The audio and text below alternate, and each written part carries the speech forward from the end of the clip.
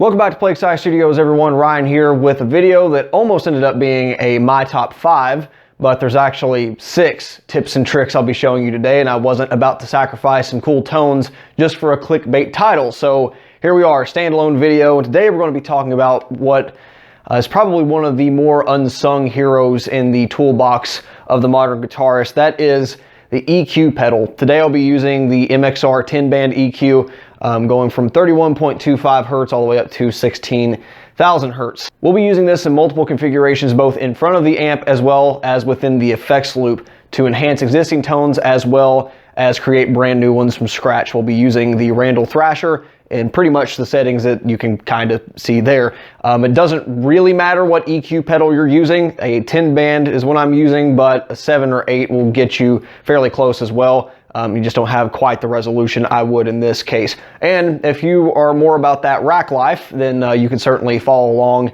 if you also have a rack unit EQ. Works pretty much the same way. Let's start with the in front of the amp scenarios, and before getting into the super balls to the walls high gain stuff, we'll start with a classic studio trick that guitarists over decades past have used countless times. So let's say that you've got a decent mid to high gain amp. It doesn't even necessarily have to be this one. Say like a Marshall JCM 800 that sounds great. It's got the bottom end, it's got the presence, it's got the mids to stick out in the mix. It just sounds awesome, but the guitar just isn't quite there. It's a little, muddy in the low end, maybe not quite as articulate on the picking attack as you want. You can use an EQ pedal to solve that problem. And the beauty about using all these things in front of the amplifier is you're not changing the characteristic of the amp. You're either pushing the front end or you're just carving out different frequencies of your guitar. So you're essentially like changing the sound of your guitar pickups, which is nice. So the curve to use in this case would be kind of like a light mimic of a tube screamer, or a lot of those clipping diode pedals that bring out the mids, so anywhere from like 700 to 1000 hertz, and then kind of do a roll off on each side. And that's pretty much what we're going to do here. We're going to do a pretty significant boost to 1000 hertz, and kind of how wide that curve is will depend on what sound you're going for. But for me, I'm going to do a gentle slope from the lower frequencies up to there, and then we're going to take a little bit of a nosedive afterwards.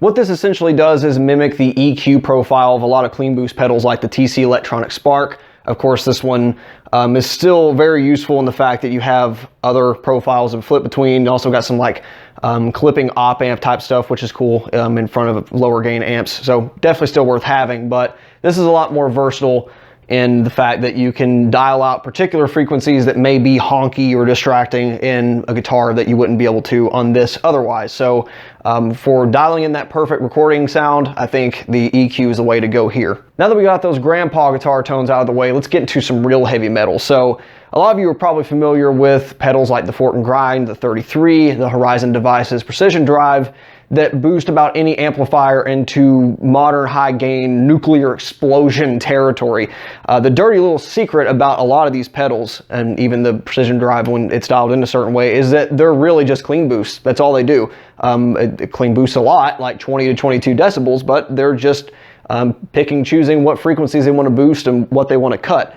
And the profile of a pedal like this looks very similar to the one we were playing with a moment ago, except a little bit more extreme. So the cuts are harder, the boosts are harder, and this allows even the chunkiest, most bass-heavy guitar amps to turn into a chug machine. And the best part about it is, well, I guess multiple best parts about it. Number one, you're saving like 60 to 65% of the cost of a lot of these pedals.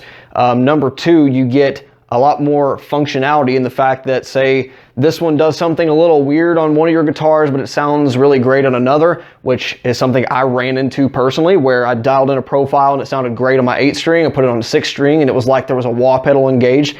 Then you can adjust it, unlike this where it's a fixed curve. So that's really cool. And most importantly to me, we're minimizing the amount of variables in the signal chain that's altering your guitar tone. We're not clipping the input with a clipping diode like something you would find in the Tube Screamer or Boss Super Overdrive. We're just giving more to the amp. This is in those scenarios where I just want more of that sound, and this gives it to you in the same way that the low gain example did. So absolutely killer application for this, especially if you don't want to go out and spend over $200 for a single boost pedal. I can totally understand that.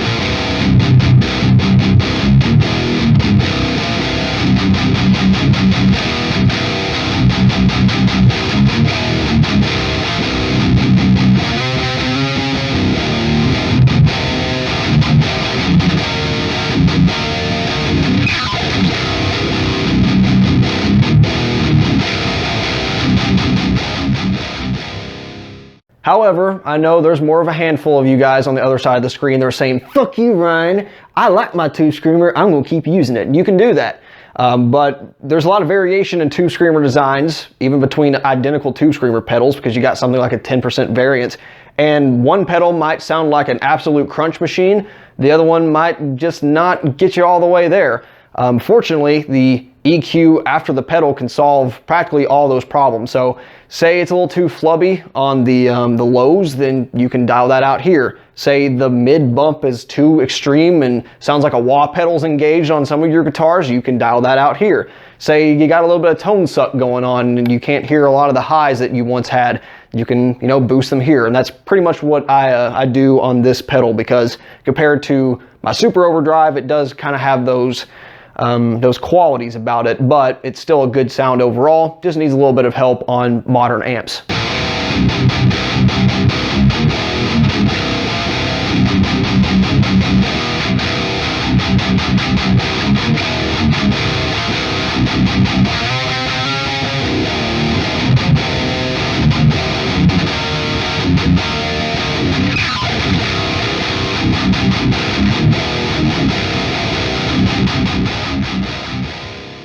Now let's take a look at another 3 use cases within the effects loop of your amp. To take advantage of these, you're going to have an amplifier with a serial effects loop, because if you're like me and have a single rectifier, then you'll know the geniuses that designed the effects loop made it from a 20% mix to 80% mix in parallel, which means that no matter where you set the parameters, you're always going to have some dry mix bleeding through. You're going to get some phasing problems and it sounds like crap. So you can't do it on those amps unless it has a 100% mix, which would also be serial. So works fine here. The only other way you'd be able to do it is if you're recording through the raw output, but then in that case, you'd be going to a digital workstation anyway, where you could do EQ more fine-tuned than this can, so kind of defeats the purpose.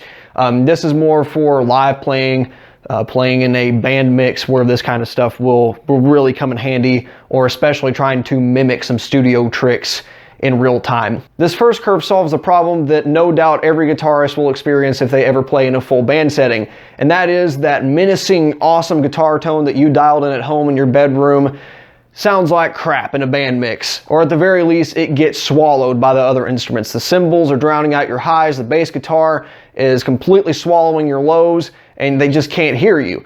And that's because the guitar is a mid-range instrument, so you need low, regular, and upper mids to stand out. And we as guitarists tend to dial in sounds that don't do that when we're listening to ourselves, because it just sounds better that way.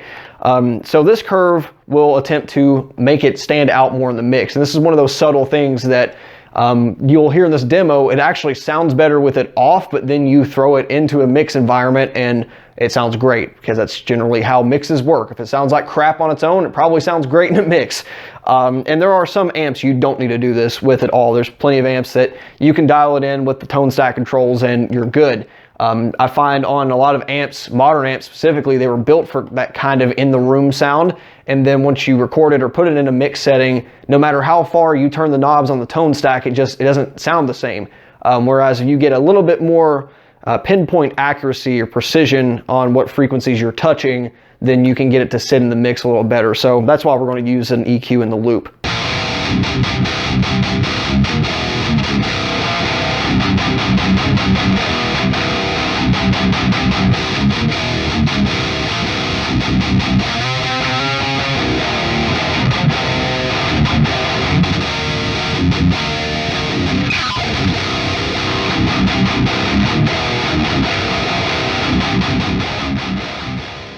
This sort of enhancement curve gives you control over more focused bands in the frequency spectrum and can even allow you to change the voice entirely of your amplifier, say from a more focused American sound to mid-heavy British sound, if that sort of thing is required of you in a live set, or at the very least just brings out a little bit more life in certain lacking frequencies of your favorite guitar amp. So definitely something that you should play around with. Now let's say you're able to dial in the perfect rhythm guitar sound, but it's when you switch to solos and leads that you run into those problems that we mentioned earlier, where it's too nasally or shrill, it doesn't have any bottom end presence, it just doesn't stick out at all.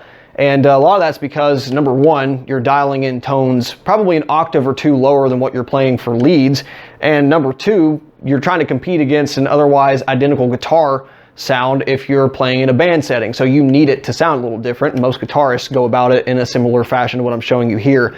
So I find a little bump in the 250 to 500 hertz range to kind of sit in that area where neither the bass nor guitar is terribly dominant in modern metal. It's kind of where it scoops out a lot of the times.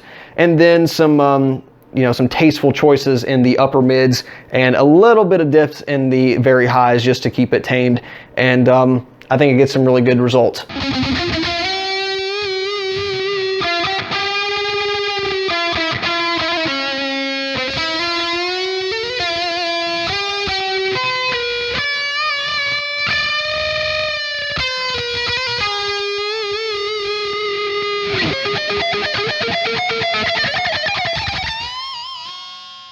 Keep in mind, this exact curve may not work perfectly for everyone's application. What we're really going for here is kind of a complementary sound to the rhythm guitars. You want the mids and upper mids to kind of be more heard in the solo. You want the lower mids to kind of be the rhythm guitars area.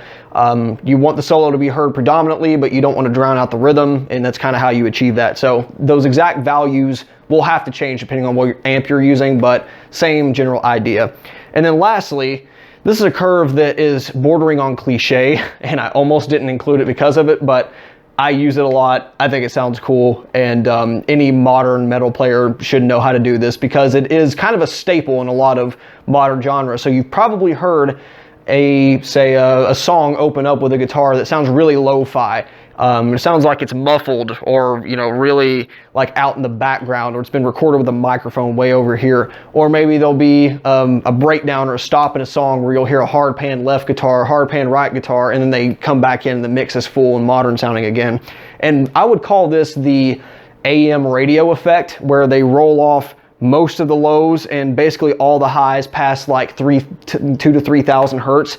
And that's because AM radio sucks at transmitting a lot of the audible frequency spectrum, and it does tend to fall in that 200 to 2,000 hertz. So I find a little bit of tweaking in that range, bumping a couple of those frequencies extremely high, and then axing the rest of it gets you that kind of cool lo-fi sound that is, I think sounds cool to open a song with or whatever. Again, a lot of people use it, but if you're trying to replicate something you did in the studio, which, a lot of this stuff you can either do with impulse responses or different distortions, that kind of stuff. But you want to be able to do this live, and EQ is a great way to replicate it.